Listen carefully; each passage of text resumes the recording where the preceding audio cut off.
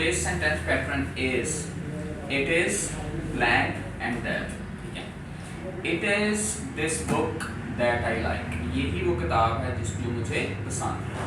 ठीक है, it is Arslan that is my student. तो इस तरह से जो भी चीज़ आपने बतानी हो उसको भी सस्पेंस क्रिएट करके हम ये बता सकते हैं. ठीक है.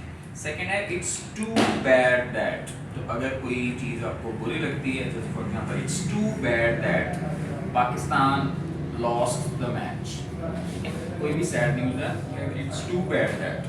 उसके बाद next it's my fault. It's my fault, यानी मेरी गलती. It's my fault that we lost the match.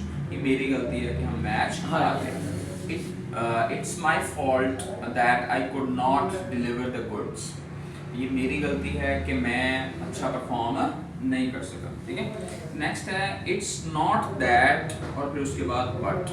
ठीक है, तो आपने किसी चीज़ की क्लैरिटी की बात करनी. फॉर एग्जांपल मैं ये पेंसिल को बाय करना चाहता हूँ.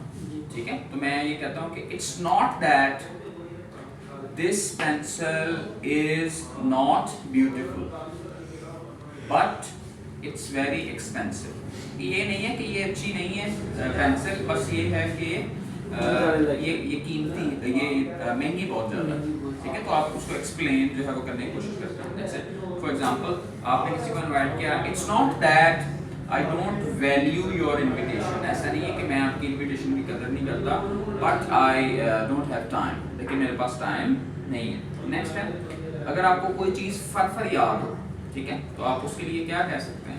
जैसे फॉर एग्जांपल मैं कहूँ कि do you know the table of 5. क्या 5 का पहाड़ आपको आता है. या do you know some general knowledge questions about Pakistan. तो अगर आपको कोई चीज़ फर आती है उसके लिए क्या कह सकते हैं कि it is on the tip of my tongue. जो चीज़ आपको फर याद है उसके लिए क्या कहते हैं, it is on the tip of my tongue. ठीक है, तो इन सेंटेंस पैटर्न को आपने बार बार प्रिपेयर करने की कोशिश करनी है. इससे रेलेवेंट कोई क्वेश्चन हो तो आप पूछ सकते हैं. So join us for spoken English classes and aids. Thank you.